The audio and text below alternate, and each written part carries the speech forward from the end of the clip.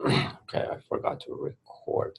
So the idea behind the new scheduler snapshotting mechanism is that the snapshot will update only entries in the cache that are that have changed after the previous snapshot. So before, the scheduler snapshotting mechanism was going through all the entries in the cache. Was trying to find out if any of them is updated or not. The new mechanism is different. It uses a different data structure. Essentially, it's a doubly linked list. Every time that an entry is updated, it goes to the head of the linked list.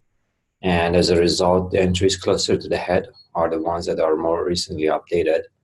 And scheduler have always had, well, not always, but before this change has had a global generation number for cache entries. So it's relatively easy to find out which ones are more recently updated.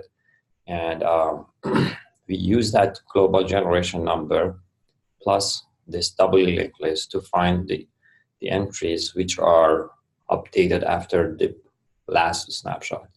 This way, we only look at the entries that are updated after the last snapshot and only capture those. This showed an improvement of about 20%, actually more than 20%, in some of our benchmarks. So we will see the actual results in real clusters after the PR is merged. That's pretty much the only update that I have for you this week. There was this other PR by Wang who actually sent a PR to optimize the scheduler pod status updates.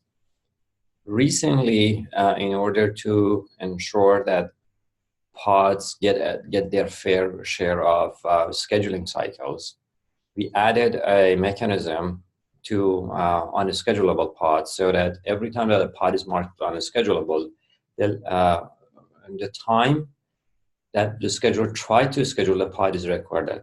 And if pods have the same priority, then they are ordered by this last attempt time.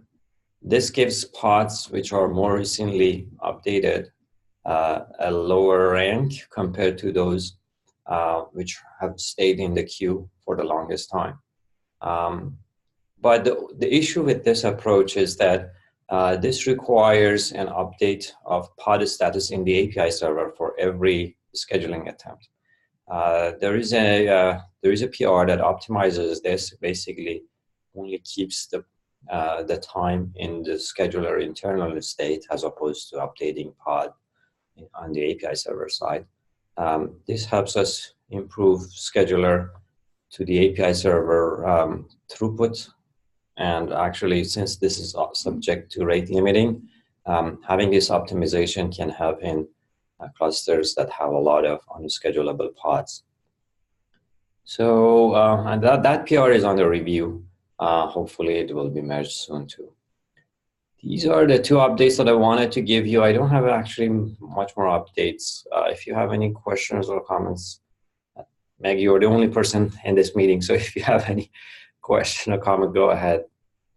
No, I don't have any questions, Bobby, but thanks for the updates. This is probably the first time I'm attending the meeting. So yeah. So it's good to have you here. Thank you for attending this meeting. All right, I guess we can end the meeting now and give your life back.